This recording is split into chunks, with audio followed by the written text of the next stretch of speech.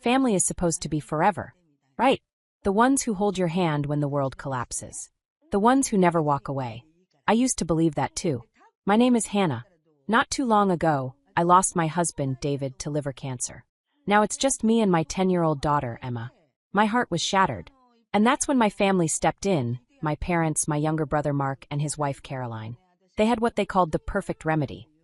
A family weekend in Olympic National Park. Fresh air, tents, no cell service.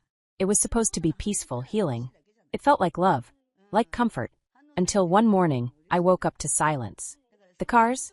Gone. The tents? Gone. The food, the gear, the people? Gone. No signal. No help. Just one thing left behind on the weathered picnic table. A folded note from Mark. This is for the best. Trust me. A joke? A mistake? Or something much, much darker? If you're already stunned, wondering how anyone's family could do that to them, stay with me. Let me tell you what happened in those 10 days in the woods, and what I learned about the people I once trusted with everything. When someone dies, suddenly everyone around you becomes a grief expert. You need a change of scenery. You should focus on your kid. Hannah, you can't keep closing yourself off. I heard it so often, their voices started merging with my own thoughts. Maybe they were right. It had been almost 2 months since David died. We'd built Hearth and Brew together from scratch. A cozy little coffee shop in Fremont with brick walls and latte art David used to swirl himself. Now there were 27 locations. And I was the sole owner. Big deal. Success is empty when you have no one to share it with. Emma was still there. My daughter. My little grown-up in disguise. 10 going on 30. Mom, you didn't eat again, she said gently one day after I left another full plate untouched and slipped out onto the balcony. Not hungry. Then at least drink some tea. Daddy said tea doesn't fix problems, but it keeps your hands warm. That was Emma. Soft voice. Eyes like her father's. Not crying. Not complaining. Holding it together because she saw me falling apart. Just the weekend. 2 nights, my mother Linda said, squeezing my hand like it would anchor me. Mark's organizing everything. Tents, a lake, Esmores. No phones, no work. You're kidding, right? I said. I'm barely holding it together, and your idea is to put me in a sleeping bag in the woods? Not sleeping bags. Nature. Stillness. Time together. My dad, Robert, stood by the window nodding like she was pitching a company merger. Mark, naturally, was there too, that perpetual half-smirk on his face, along with Caroline, who always smelled like coconut sunscreen and looked at me like I was an unpaid intern at her family reunion. Emma will love it, Mark said. And you need to get out of that concrete shoebox. I'm not sure being in the woods with people who think grief is a weekend activity is what I need. Then sit in the tent, he shrugged. Still beats 3 days in pajamas on your couch. They didn't argue logic. They used Emma. When I told her about the trip, her face lit up like a flashlight in the dark. Really? We're going to that park Dad talked about? With the lake? And bears? Let's hope no bears. And Esmores? Definitely Esmores. Watching her bounce in place, I felt the tightest parts of me loosen just a little. If she could smile, then I could try. Saturday morning, they picked us up. 2 cars, Mark and Caroline in their Subaru, and my parents in their old Ford Escape. Emma and I rode with Mom and Dad. Sleeping bags in the trunk, coolers packed, camp chairs wedged between grocery bags. I stared out the window at the mist curling over Puget Sound, trying to convince myself I hadn't made a terrible mistake. Crossing into Olympic felt like crossing a border. City noise faded into green silence. My phone blinked, no service. Supposed to feel freeing. Instead, it felt like a warning. We pulled up at the campsite near Lake Crescent. There were picnic tables, logs for sitting, and damp patches of moss that Emma poked with her shoe. Mom, look! A squirrel! And he has a nut! Mark and Caroline unpacked like pros. Mark had a hatchet in hand before the engine even cooled. Caroline wiped her sunglasses with a designer cloth. This is it, guys. No emails. No headlines. Just the great outdoors. Just family. I gave a small laugh. Just family. As if that guaranteed anything. They set up tents. Emma helped. I sat on a log sipping tea from a thermos, watching her leap between stones like a woodland sprite. For a second, just one, I thought, maybe this really could help. Maybe being here, disconnected from everything, surrounded by trees and people who claimed to care, would mend something inside me. I was wrong. When someone dies, life splits into before and after. But every now and then there's a pause. Like the universe hits the brakes and says, Just be. That night by the fire felt like that. I sat wrapped in a blanket, cradling a mug of herbal tea, watching Emma and my nephew Jake argue over who could toast a marshmallow to golden perfection without turning it into charcoal. Emma's tongue stuck out in pure concentration. Jake's face was already smeared with chocolate. And I laughed. Not politely. Not to keep up appearances for my kid. But real laughter. Rising from somewhere deep, from a part of me I thought had been burned out by grief. Caroline was pouring hot cider from a thermos. Mark and my dad were having a mini-war over firewood stacking methods. My mom was wiping her hands on a camping apron no one understood why she brought. And in all of it, in the crackling, warm, marshmallow-scented chaos, there was something that felt almost alive. I watched their faces glow in the firelight, reflected in the lake behind us, and wondered if maybe I'd been wrong. Maybe they were trying to help. Maybe their suggestions weren't attempts to reshape me, but genuine attempts to pull me from the fog. Maybe. That night, I couldn't fall asleep right away. Emma curled beside me, warm, soft, breathing deeply. I lay there, stroking her hair, listening to the faint hiss of dying embers beyond the tent wall. And then something fragile twisted in my throat. David would have loved this. He would have been passing around wine from a camping flask, arguing with Mark over who made better foil-pack potatoes. He would have lifted Emma high into the air, squeezed my hand when the stars peeked through the clouds. I didn't cry. I just lay there, holding that feeling like a tiny ember. Maybe this was my turning point. I would survive. For Emma. For him. For myself. I fell asleep with the faintest smile. "Mom, wake up. You can see everything from the top." Emma was already dressed in her sneakers, flashlight in hand, eyes lit up like it was Christmas morning. It was barely dawn. We hiked through the trees and climbed a low ridge. From there, the view opened up over Lake Crescent. Still, smooth as glass, framed by golden evergreens and a mist curling low like steamed milk in espresso. "Pretty?" I asked. Emma nodded, then quietly said, "Too bad Daddy didn't see it." "I think he does." "Really?" "Yeah. He wouldn't miss this for anything." We hugged. For a moment, I felt something solid inside me again.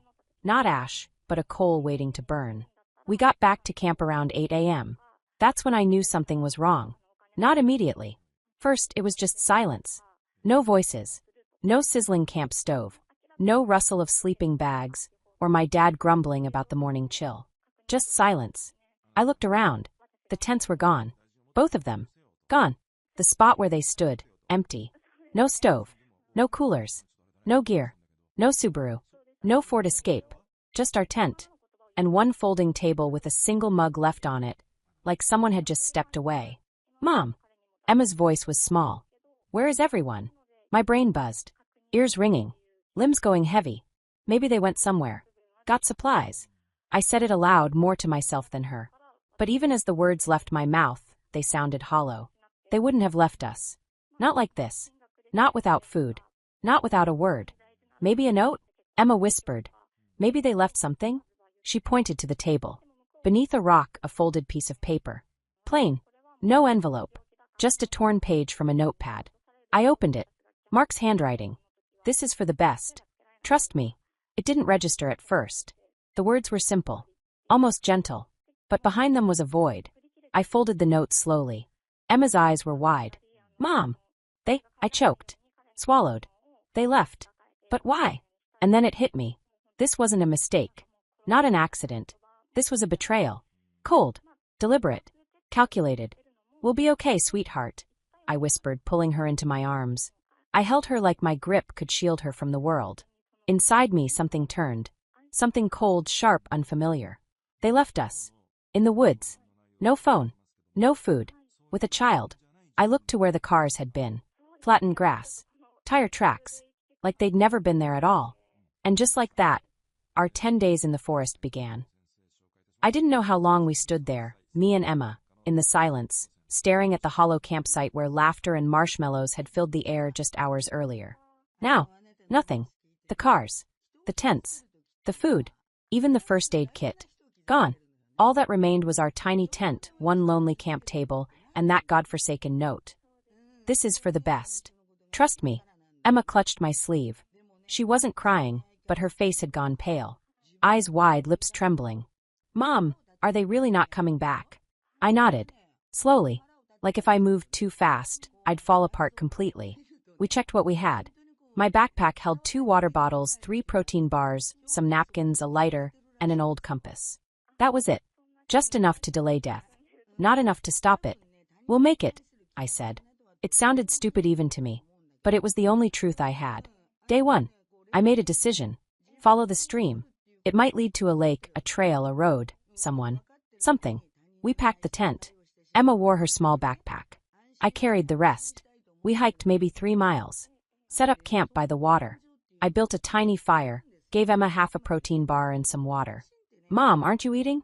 I already did, I lied. She didn't argue. Just nodded. That lie was my offering, my shield. Day 2. Emma washed her face in the stream. I gathered dry branches. No food left. Just movement. Just forward. My muscles screamed. But stopping wasn't an option. Day 3. Hunger stopped being a feeling. It became a presence, a constant growl in our bones. Emma slowed down. Dark shadows bloomed under her eyes. We stopped early. I went scavenging. Thank God for Grandma's old lessons on foraging in Washington. I found huckleberries, then salal berries, then thimbleberries. Emma, look, I said, holding out a handful. She smiled. The first one in 2 days. We ate 1 berry at a time. Like royalty. Day 4. More luck. Some hazelnuts. A patch of wild onions. Emma ate slowly, watching me. I triple-checked every plant. Poison was a luxury we couldn't afford. We kept walking. We didn't talk much anymore. Day 5. We found a shack. A rundown ranger station, half collapsed, spiderwebbed and rotten. But it had a roof.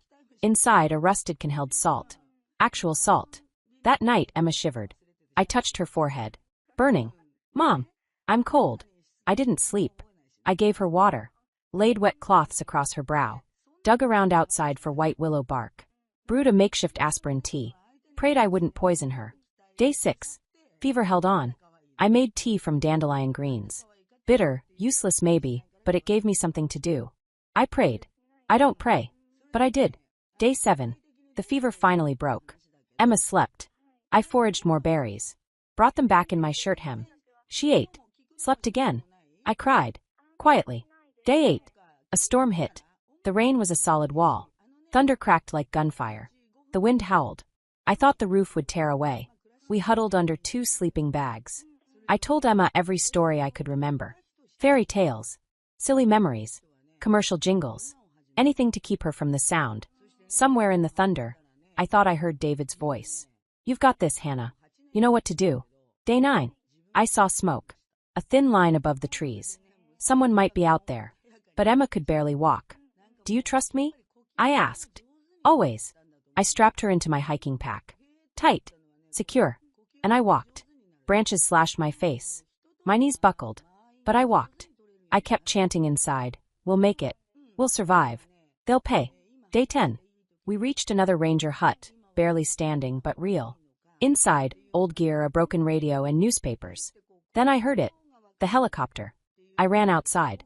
I remembered a survival tip, smoke signal, or lay out an H. H means help. I built it fast from branches. Covered it in newspaper scraps. Lit it. Smoke rose. I waved my jacket, screaming.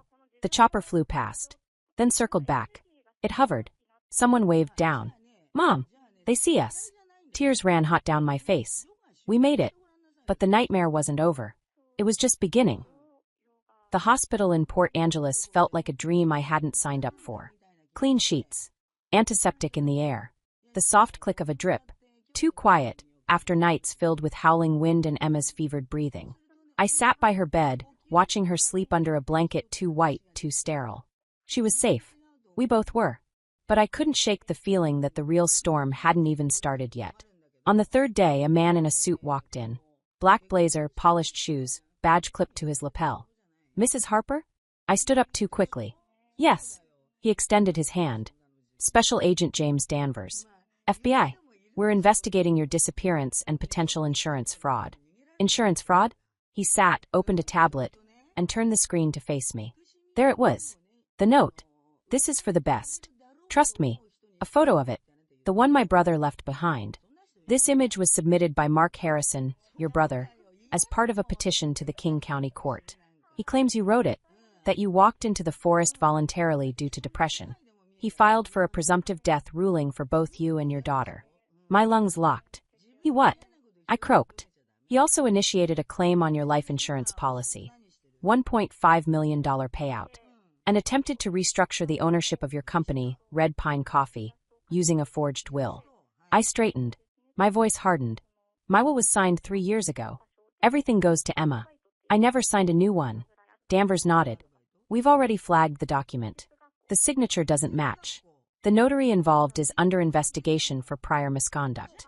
He's cooperating now. I shook my head numb. They planned this. Picked a place with no cell service. Left just enough supplies. Filed legal paperwork while we were missing. Danvers said nothing. Just studied me. They submitted my therapist's notes, old social media posts, texts, trying to paint me as unstable? Yes, he confirmed. The court issued a temporary ruling. Presumed dead. Giving your family control of your estate for 30 days. You returned on day 10. My hands were ice. They calculated it. Danvers leaned forward. We need your statements. Access to any messages, documents, anything you can share. The more we gather now, the faster we can act. I nodded. Take everything. That same afternoon, I met with a lawyer. He confirmed what I feared. They had already moved on bank accounts, attempted to change the LLC agreement, even filed to transfer my home title. They were fast, he said, but not faster than you getting out. It's not enough, I said. I want to press charges. Fraud. Conspiracy. Attempted murder. You will, he said. We're coordinating with King County detectives. They're working jointly with the Bureau. Later that night, I sat next to Emma again. She looked up at me, her hand in mine. Mom, she asked, did they really want us to die? I didn't look away. I don't know what their full plan was. But they didn't expect us to come back. Her face changed. No fear. Just steel. We're here now, she whispered. They failed. I kissed her forehead. They failed. That night, I wrote my official statement. Attached everything I had. Texts from Mark, strange voicemails, the photo of the note, even Caroline's odd messages. Tomorrow, the investigation would begin. And this time, I wouldn't be the one left behind.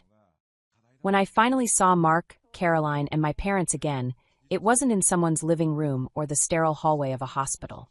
It was in the King County District Attorney's office, inside a cold, gray conference room with Venetian blinds and bottles of water lined up like props. They sat across the table. The people who had tried to erase me and my daughter from existence. Mark looked down. Caroline was perfectly composed, not a hair out of place. My mother and father looked tired, wearing expressions of forced concern, like they were auditioning for sympathy. I thought you were, Mom started. No, I cut in. You hoped we wouldn't come back. Our lawyer, David Kim, set a thick file on the table and opened it like a card dealer laying out aces. The King County Court received a petition from Mark Harper declaring Hannah Harper and her daughter Emma as presumed dead, he said. Accompanied by a handwritten note, submitted as evidence that Hannah had willingly walked into the forest. Also filed were insurance claims and a forged will transferring assets and business ownership.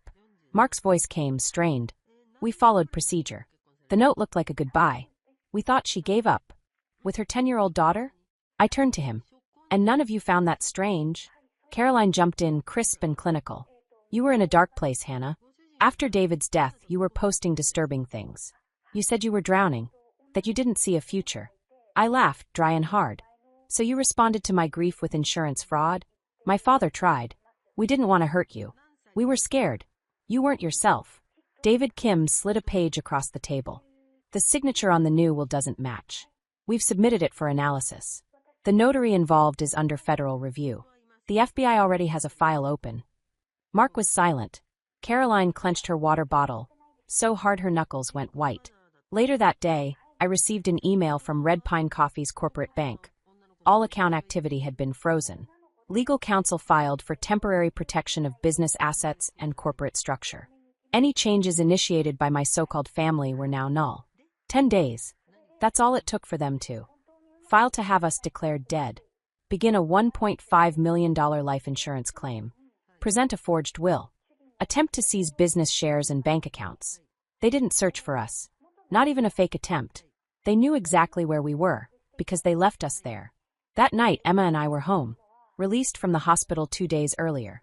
She lay curled on the couch in a fleece blanket, clutching a mug of hot cocoa. Mom, she asked, they really thought we were gone forever? I nodded. They didn't just think it. They wanted it. But we came back. I smiled. Yeah, baby.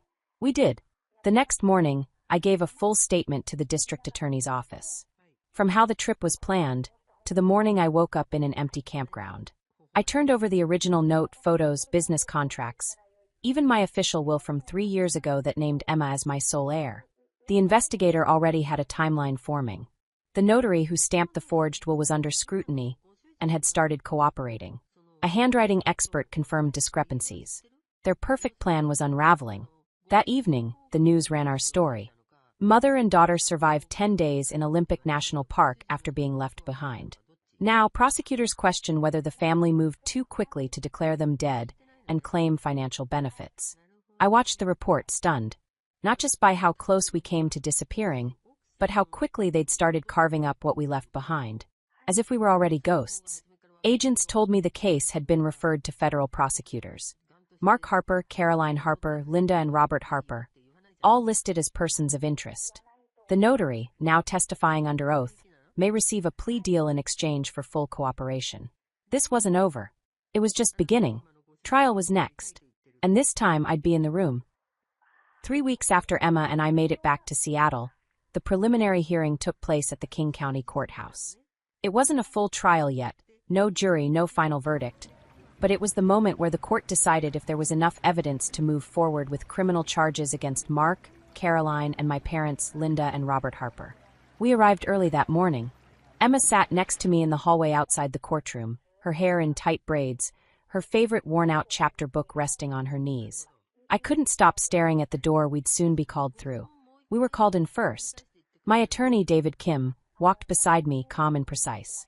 The prosecutor, a sharp-eyed woman in her 40s, wearing a navy suit-like armor, presented the evidence. The original note Mark left in the forest. A forged will naming him as beneficiary.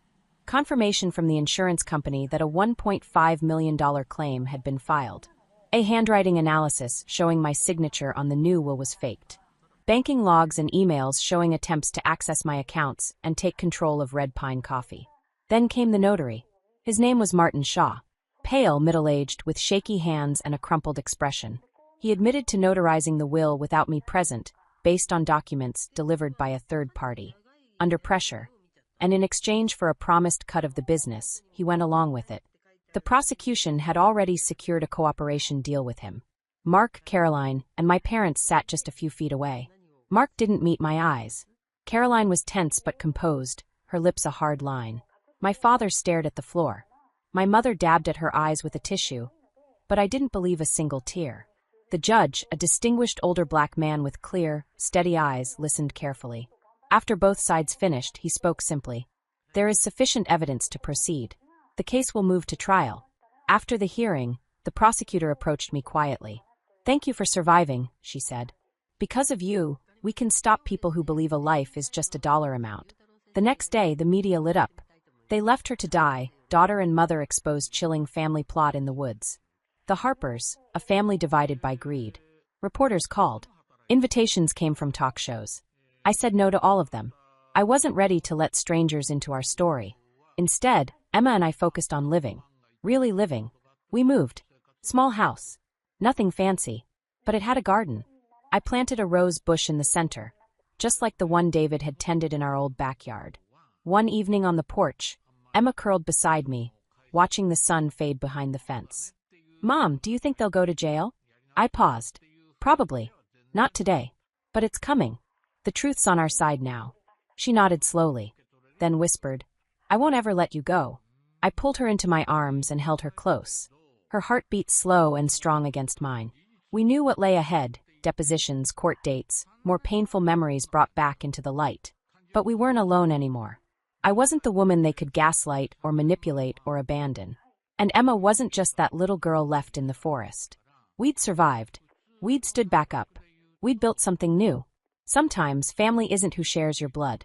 It's who chooses you. And who you choose in return. I chose her. She chose me. And in that choice, we found our power.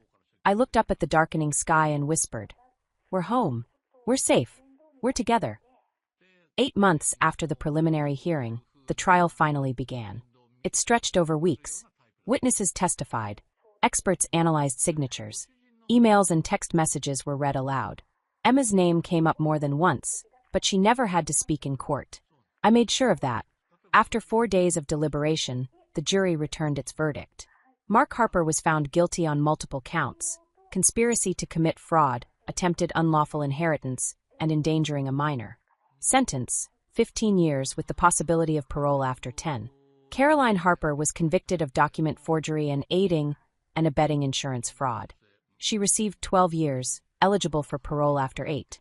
Linda and Robert Harper were both convicted as accomplices, charged with fabricating death claims and attempting to obtain insurance funds under false pretenses. Each received 10 years, with eligibility for parole in 6. The case made headlines nationwide. But I didn't care. The story wasn't theirs anymore. It was ours. Emma and I began again. We made breakfast on weekends, picked blueberries at a farm nearby, watched movies with too much popcorn. She started painting.